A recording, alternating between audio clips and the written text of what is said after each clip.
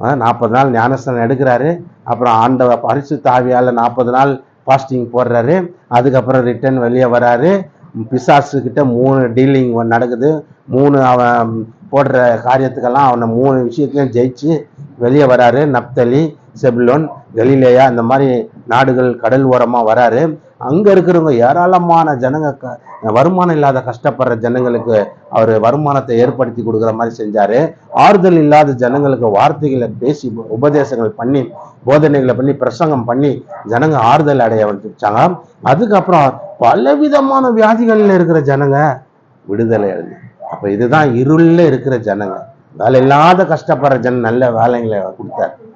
ஆறுதல் இல்லாத இருக்கிற ஜனங்களுக்கு நல்ல வார்த்தைகளை சொல்லி ஆறுதல் பண்ண. வழி தெரியாத இருக்கிற ஜனங்களுக்கு வழிகளை உண்டாக்கினார்.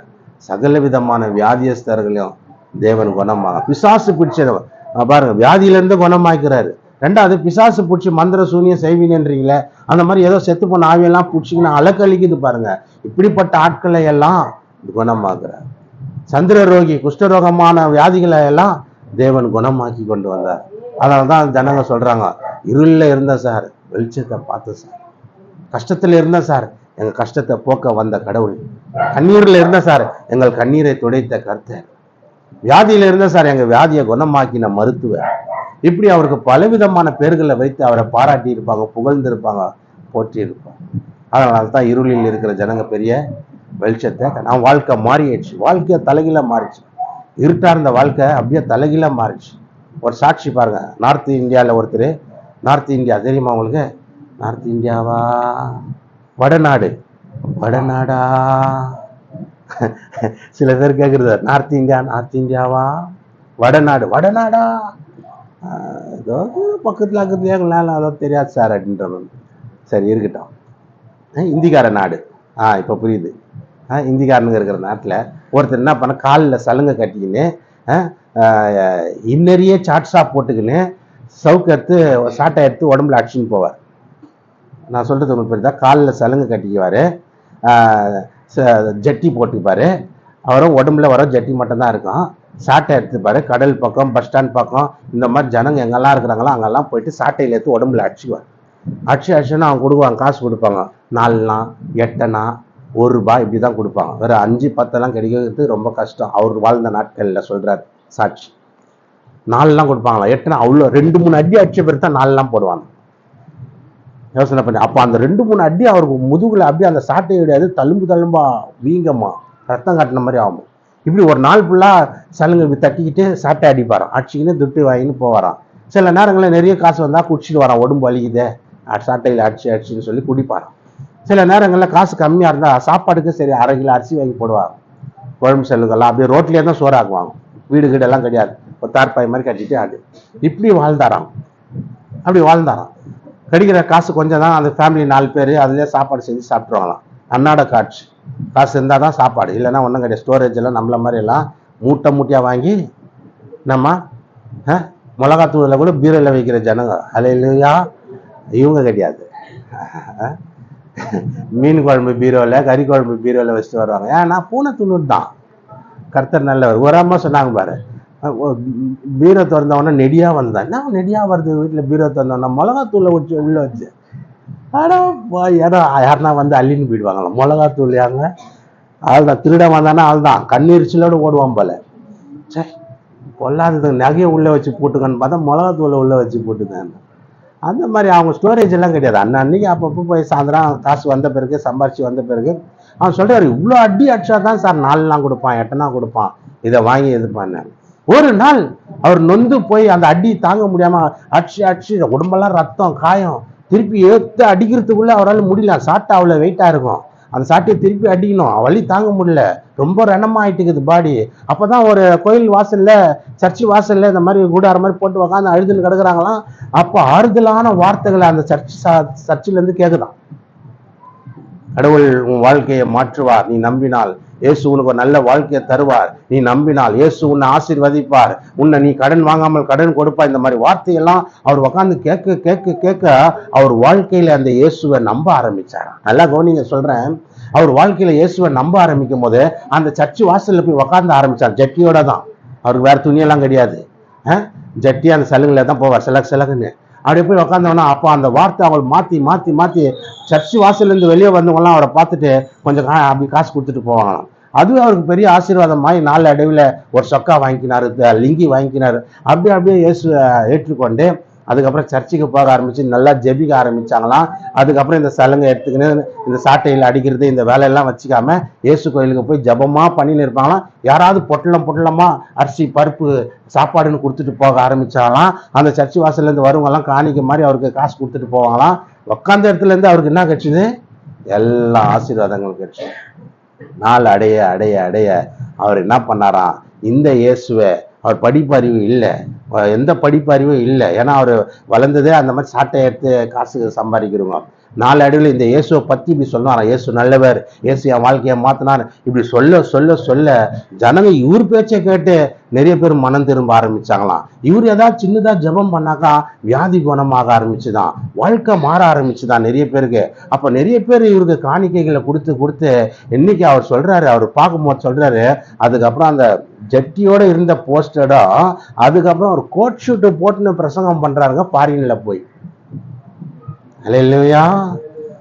ஒரு கார் வாங்கியிருக்கிறாரு பாருங்க, விலை உயர்ந்த கார். அந்த கார்ல நின்று போட்டோ எடுத்து காட்டுறாரு, இதான் கடவுள் கொடுத்த முதல் காருன்ற.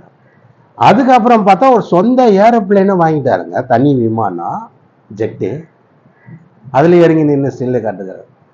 அப்பதான் அது அவருடைய அடிப்படை எங்க இருந்து ஆரம்பிச்சு, அந்த ஜெட்டியோட பீச்சில் காலில் சலுங்கை கட்டின்னு உடம்பெல்லாம் தண்டு தண்டா காயம் பலார் அடிச்சு நாலுலாம் எட்டனாக்கு அப்படியே பிச்சை எடுத்து சாட்டை அடிச்சுக்கிட்டு போன மனுஷன் இன்னைக்கு ஒரு ஜெட்டு விமானத்தில் வந்து நின்று இறங்கி கோட் ஷூட்டோட நிற்கிறார்.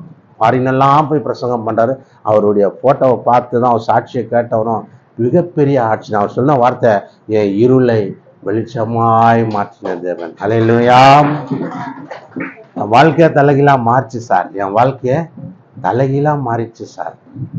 இதுதான் விஷயம். அதனால தான் சொல்றேன், இருளில் இருக்கிற ஜனங்க வெளிச்சத்தை கண்டார்கள். அப்ப என்ன வெளிச்சம் கண்டார்னா இதுதாங்க, நம்ம வாழ்க்கை ஒரு இருளா இருந்தது, சரியான வேலை இல்லை, சரியான வருமானம் இல்லை, ஏதோ ஒரு வியாதி, ஏதோ ஒரு நெருக்கம், ஏதோ ஒரு துன்பம் நம்மளை லாக் பண்ணி நம்மளை வேதனைப்படுத்தி அமைதியாக என்னைக்கு இயேசுவை ஏற்றுக்கொண்ட வாழ்க்கை மலர ஆரம்பித்தது. அவருடைய வெளிச்சத்துல நாம நடக்கிறோம்.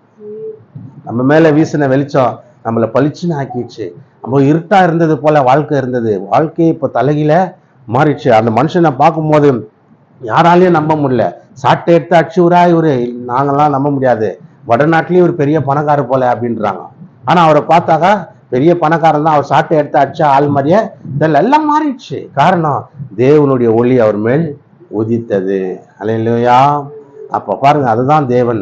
அவர் நம்ம வாழ்க்கையில வந்தார்னா, நம்ம வாழ்க்கையில அவர் வரும்பொழுது நம்ம வாழ்க்கை மாறுகிறது, பிரச்சனை தீருகிறது, வியாதிகள் குணமாகிறது. நானும் ஒரு இருளில் இருந்தேன் பாருங்க, சாகும்போது கூட என்னை சுத்தி ஒரு இருள் வந்தது. உண்மையிலே சொல்றேன், அன்னைக்குதான் கார் இருள்னா என்னான்றது அன்னைக்குதான் பார்த்தேன். அன்னைக்குதான் மரண இருளை நான் பார்த்தேன் பாருங்க. என்னை அப்படியே ரவுண்ட் அப் பண்ணிச்சு பாருங்க. என்னை தூக்குறதுக்கு கொஞ்ச நேரம், ஏமா வந்துட்டான்டா தூக்கு கயிறு போடுறான்டான்னு நினைச்சேன் நான். ஏமா வந்துட்டான்டா, இருட்டு வந்தவொன்னே கண்டுபிடிச்சிட்டேன், ஏமா வந்துட்டான்டா நம்மளை தூக்க போறான்டா. ஏன்னா எங்களுக்கு அப்படிதான் சொல்லி கொடுத்தாங்க. நீ எப்படி சாப்பிட போற? ஏமா வருவான் எருமாட்டு மேல என்ன போடுவான், சுருக்கு கயிறு, பாச கயிறா தூக்க. நான் தான் நினைச்சேன், அதான் நம்மளை தூக்க போறான்பா, ஏமா எருமாட்டுல வந்து அப்படின்னு நினைச்சேன். அவ்வளோதான். அதுக்கப்புறம் தான் டக்குன்னு ஒரு ஒளி வந்து ஆண்டவரை தேட ஆரம்பித்தேன். போனேன், உடனே அவங்க சொன்ன இடத்துக்கு போனேன், ஜெபம் பண்ணாங்க, சூப்பராக ஆகிட்டேன். இருளை வெளிச்சமாய் மாற்றினார். ஹல்லேலூயா. அந்த ஜனங்களுடைய இருளையும் அப்படிதான் தேவன் வெளிச்சமாக மாற்றி வாழ்க்கை மாறிது. இப்போ நான் எப்படி இருக்கிறேன்? வெளிச்சமாக மாறிட்டேன். அப்போ அந்த வடநாட்டுக்காரர் எப்படி இருக்கிறாரு? அந்த பழைய வாழ்க்கை மாறி இப்போ எங்கே போனாலும் கோட் ஷூட்டோட தான் போகிறாரு, கோட் ஷூட்டோட போகிறாரு. அப்போ பார்க்க எல்லாருக்கும் இப்போ இவர் எப்படி இருக்கிறாரு? ஒரு முன் அடையாளமா, ஒரு எடுத்துக்காட்டா, ஒரு உதாரணமா, அப்படி என்ன சொல்வீங்க? ஒரு எக்ஸாம்பிளா அவரு இருக்கிறார். இப்ப அவரை பார்க்கும்போது சாட்டாச்சு ஆளான்றதே டவுட்டு, யாருமே நினைக்க முடியல. அவ வாழ்க்கையை அப்படி மாறி இருக்கிறது. அதனாலதான் ஆண்டவர் சொல்றாரு பாருங்க, மத்தேயுல சொல்றாரு, என்ன சொல்றாரு? 5ஆம் அதிகாரம் 14ல இருந்து வாசிங்க. மத்தேயு 5ஆம் அதிகாரம் 14ல இருந்து வாசிங்களா. நீங்கள் உலகத்துக்கு வெளிச்சமா இருக்கிறீர்கள்.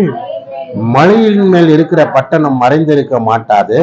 விளக்கை கொளுத்தி மரக்காலால் மூடி வைக்காமல் விளக்கு தண்டின் மேல் வைப்பார்கள், அப்பொழுது வீட்டில் உள்ள யாவருக்கும் வெளிச்சம் கொடுக்கும். இவ்விதமாய் மனுஷர் உங்கள் நற்கிரியைகளை கண்டு பரலோகத்தில் இருக்கிற உங்கள் பிதாவை மகிமைப்படுத்தும்படி உங்கள் வெளிச்சம் அவர்கள் முன்பாக பிரகாசிக்க கடவுது. உன் வாழ்க்கையை மாத்திட்டார் சார். இப்ப ஆண்டவர் என்ன சொல்றாரு? இருளா இருந்துச்சு, என் வெளிச்சத்துல நீ வந்துட்ட, என் வெளிச்சம் உன் மேல பட்டுச்சு, உன் வாழ்க்கை மாறிச்சு. இப்ப நீ எப்படியா இருக்கிற? இந்த உலகத்துக்கு வெளிச்சமா இருக்கிற. இப்ப புரியுதா? இப்ப நான் என் வாழ்க்கை மாறிடுச்சு. இப்ப என் நண்பர்களுக்கு நான் எப்படி இருக்கிறேன்? வெளிச்சமா இருக்கிறேன். என் நண்பர்கள் இருளில் இருக்கிறான், இன்னும் சாராயத்தை குடிச்சுங்கிறான். இப்ப அவனுக்கு முன்னாடி நான் என்ன பண்ணிட்டேன்? சாராயத்தை நிப்பாட்டிட்டேன். இப்ப அவனுக்கு நான் எப்படி இருக்கிறேன்? ஒரு எக்ஸாம்பிளா இருக்கிறேன். ஏய் பாரா, குடிச்சான், இவனும் ஒரு காலத்துல குடிச்சான், இப்ப இவன் விட்டான் அப்படின்றான். அல்லேலூயா. அப்ப அவனுக்கு நான் என்னவா இருக்கிறேன்? வெளிச்சமா இருக்கிறேன். அதுதான் ஆண்டவர் சொன்னார். நீ இருளில் இருந்தப்ப ஒரு காலத்துல இருளில் இருந்த, இருளான ஒரு வாழ்க்கை உனக்கு இருந்தது. எப்போ உன்னை ரட்சித்தனோ உன் வாழ்க்கை மாறிச்சு. இப்ப நீ ஒளியா மாறிட்ட. இப்ப நீ உலகத்துக்கு என்னவா இருக்கிற? அந்த வடநாட்டுக்காரர் உலகத்துக்கு என்னவா இருக்கிறாரு? வெளிச்சமா இருக்கிறாரு. சாட்டை அடிக்கிறவனெல்லாம் கூப்பிட்டு சாப்பாடு போடுறாராம், இயேசுவை ஏற்றுக்கொள்ளுன்றாராம். இந்த மாதிரி எங்கெல்லாம் சாட்டை அடிக்கிறாலும் அவங்களெல்லாம் கூப்பிட்ற, வேன் வச்சு பஸ் வச்சு கூப்பிட்டுன்னு அவர் என்ன பண்றாரு? சாப்பாடு போட்டு அவங்களுக்கு ஜெபம் பண்றாராம், அவங்களுக்கு ஹெல்ப் பண்றாராம். நானும் உன் ஆள் தான்ப்பா. హల్లెలూయా. మీరు మనవాడు, ನೀವು ನಮ್ಮಂತರ அமர ஆத்மி அப்படின்றாராம். நல்லா யோசனை பண்ணி பாருங்க. 3 லாங்குவேஜ்ல உங்களுக்கு சொல்லிட்டேன். அப்போ அவங்க சொல்லும் போது அப்போ அந்த சாட்டை அடிக்கிறவங்க, இந்த மாதிரி பிச்சை எடுக்கிறவங்க எல்லாம் யோசிக்கிறாங்களா, இவர் நம்ம மாதிரி ஆளாப்பா, நம்ம ஆளா இவரு, இவ்வளோ பெரிய பணக்காரா, பயங்கரமா இருக்கிற காரு என்ன, பங்களா என்ன, அவர் போடுற துணினா, மணினா, என்ன சோறு, நம்ம ஆளா இவரு அப்படின்னு. அப்போ எல்லாரும் என்ன பண்ணா? ஜெபம் பண்ண ஆரம்பிக்கிறாங்களா, ஏசப்பா யாரை மாதிரி மாத்துன்னு, அந்த வடநாட்டு இவரை மாதிரி என்ன மாத்து, ஏசப்பா இவரை மாதிரி என்ன ஆசீர்வதி, இவரை மாதிரி கொஞ்சம் கவனிச்சிங்கன்னா நல்லா இருக்கும், இவரை மாதிரி என்ன மாத்துங்கன்னு சொல்லி ஜெபம் பண்ண. அப்போ ஒருத்தருடைய வாழ்க்கை மாறினோன்னா அவன் இன்னொருத்தருக்கு என்னவா இருக்கிறான்னா ஒரு எடுத்துக்காட்டா, வெளிச்சமா, உலகத்துக்கு நீ வெளிச்சமா. எப்போ உன் வாழ்க்கை இருளில் இருக்கிற வாழ்க்கை வெளிச்சமா மாறிச்சோ, நீ ஒளியை கண்டுட்டியோ, வெளிச்சத்துல வந்துட்டியோ, உன் வாழ்க்கை தலைகீழா இருந்த வாழ்க்கை தலை நேரா மாறி இன்னைக்கு நீ சூப்பரா ஆயிட்டியோ, இதுக்கப்புறம் நீ யாருக்கு, மற்றவங்களுக்கு நீ எப்படி இருக்கணும்? வெளிச்சமா இருக்கும். இதுதான் ஆண்டவருடைய. அதான் சொல்ற, நீங்க உலகத்துக்கு வெளிச்சமா இருக்கிற அப்படின்ற. உங்க வெளிச்சம் குறைஞ்சிடக்கூடாதுப்பா அப்படின்றார். 16 இன்னொரு வாட்டி